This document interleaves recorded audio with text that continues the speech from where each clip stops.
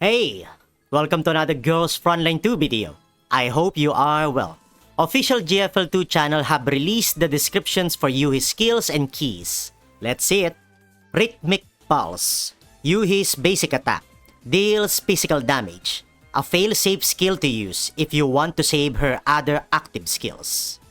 Improv. Yoohee's first active or skill 2. Deals physical damage. If Yoohee has 3 or more points of Confectance Index, consumes Confectance Index to cause this attack to ignore part of the target's defense. Straight to the point skill, to which Yoohee can use to contribute damage to the small or boss enemies. Soul of Dance. Yoohee's second active or skill 3. Applies targeted attack defense 1 to the target and all other allied units within 2 tiles. Deals AoE physical damage to all enemy units within that area and applies stun to them. After the attack, Yoohee gains 1 additional use of the active skill Graceful Pirouette or the active skill Passionate Resonance. This is similar to Centerstage's skill 3, where she throws an AoE that heals allies and damages enemies, while Yoohee buffs allies, deals damage and applies a negative effect to enemies. She also gets to do a specific extra command, to which she gives a healing mechanic or stability loss reduction for her fellow Tidals. Soul of Dance is a really good active skill. Sparkling Finale. Yoohee's ultimate skill or skill 4. Gains troop score. Applies stability offensive 1 to all allied units. Gains extra command after using this skill. Troop score, when applying dance steps, includes Graceful Spin and Passionate Spin and defense shredding to allied units. Yoohee gains the same effect. So, she gets a buff that allows her to get the same effects of spin buffs and defense shredding whenever she applies them to another friendly doll. She triggers another buff which is Stability Offensive 1, which most likely increases the amount of stability damage dealt by everyone, and allowing Yoohee to use another active skill due to the extra command. This is a stack ultimate skill. Yoohee has lots of stuff she can work with. Her skill rotation will be most likely 4, 3, 2, and then reset. But we are not sure if that will be the rotation, because we are yet to know which skills consume Confectance Index or has cooldowns. Yoohee is a buffer for sure, just based on her ultimate skill and skill 3. Pretty nice. Main Dancer's Aura. Yoohee's passive skill. When allied units deal physical damage, Yoohee gains Confectance Index. After using a basic attack or an active skill, Yoohee can use the active skill Graceful Pirouette or the active skill Passionate Resonance. After applying dance steps 3 or more times, triggers Best Dancer once, gains 1 stack of Never Gonna Give You Up, and refreshes the duration of all stacks of dance steps and defense shredding across the battlefield. Best Dancer triggers a map-wide buff based on the firstly applied dance steps. Never Gonna Give You Up, allied units ignore part of the target's defense. Yoohee's passive skill is also stacked. It is a Confectance generator, allows her to apply a buff every skill she does, access to Best Dancer and Never Gonna Give You Up buffs, and resets the duration of dance steps and defense shredding buffs. I feel like your dolls will never run out of buffs whenever Yoohee is around. This is a really good passive skill. Bravo! We are not yet done with Yoohee's skills. We have 2 more skills to check. Let's check them out. Graceful Pirouette. Yoohee's additional skill. Applies Graceful Spin and defense shredding to allied units, not including Yoohee. Graceful Spin. Critical damage is increased. After attacking, recovers HP. Defense shredding. When dealing physical damage to the target, if its defense has been reduced by more than 100%, increases the damage dealt to the target. This skill gives an easy access to more critical damage attribute and allows a friendly doll to recover HP after they are done shooting. Basically a lifesteal. I'm curious about the defense shredding. How do you make a defense reduce by more than 100%? Are they talking about the stability index or the literal defense attribute of the enemy? Well, I guess it just boils down to just bring other physical type dolls and let them do their thing. Passionate Resonance. Another Yoohee's additional skill. Applies Passionate Spin and defense shredding to allied units, not including Yoohee. Passionate Spin. Critical damage is increased. At the end of action, gains Shelter. This is the skill to use if you want to mitigate the stability index loss of your dolls. Of course, you also get more critical damage and defense shredding. Can you believe that Yoohee has 7 skills? as if 5 skills were not enough. Overall, Yoohee's skills are really awesome. Let's check out Yoohee's keys. Fixed key, effort, and returns. When the active skill Improv consumes additional confectance index, critical damage dealt is increased. Good fixed key.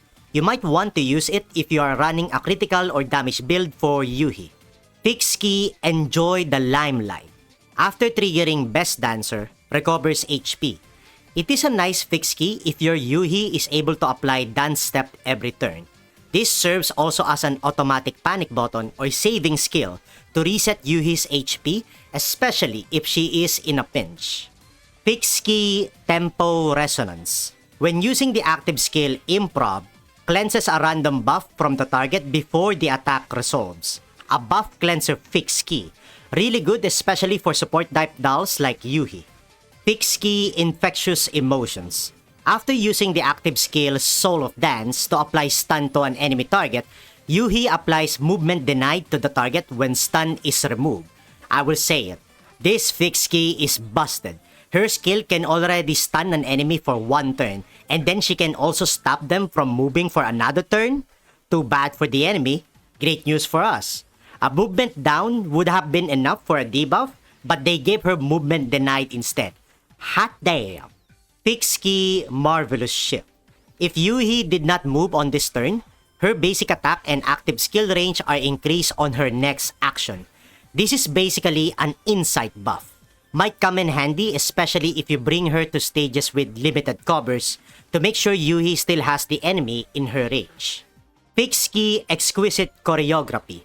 When Never Gonna Give You Up is in effect, Yoohee's attack is increased. Straight to the point fixed key. Easy access to additional attack attribute. Really great if you are making a damage build for Yoohee. Common key, Main Dancer's Might. When the user deals damage which contains ammo attribute, damage dealt is increased. Excellent common key since it is almost applicable with every active skill of any T-doll in the game. Only next thing we need to know is what extra attribute it gives. Hopefully it is either an attack or critical damage. A bonus overview item is Yoohee's imprint weapon, Sparkling Centerstage. I covered this in the Balan Broadcast Episode 3 overview, and I think it is a really good weapon. I recommend it. Whether Yoohee or someone else uses it, it is very beneficial for your physical type dolls. Allied units ignore part of the target's defense when performing an active physical attack. These units' active physical attacks ignore more of the target's defense, depending on the number of buffs applied to other allied units by self. Weapon trait is, gains 1 random buff if the user has full HP at the start of the action. Really great assault rifle. We just need to know next what is its secondary attribute. I think Yoohee is really good. A solid support for physical type dolls and can give both offensive and defensive buffs to her teammates. The fact that she can give critical damage, healing mechanic, and shelter makes her an all-rounder support. We just need to know next which skills of hers use Confectance Index or have cooldowns. I can recommend her for commanders who do not have a preferred support doll and if they want to buff their physical type dolls. For commanders who are just looking to use their collapse pieces and add another waifu on their Elmo, that's a fair reason.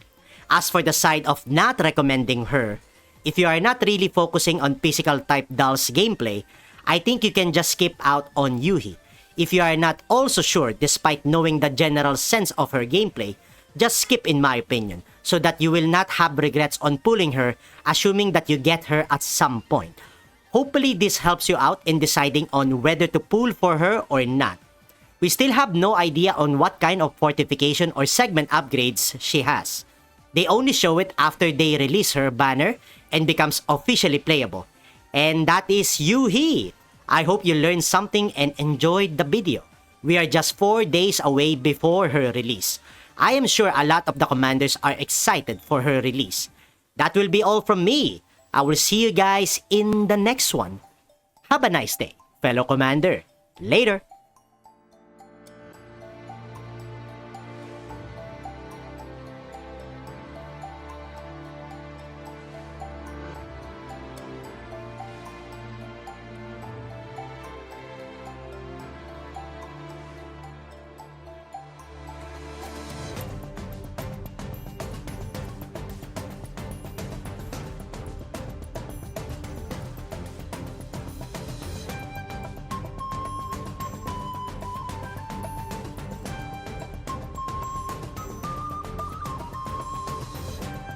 Hmm?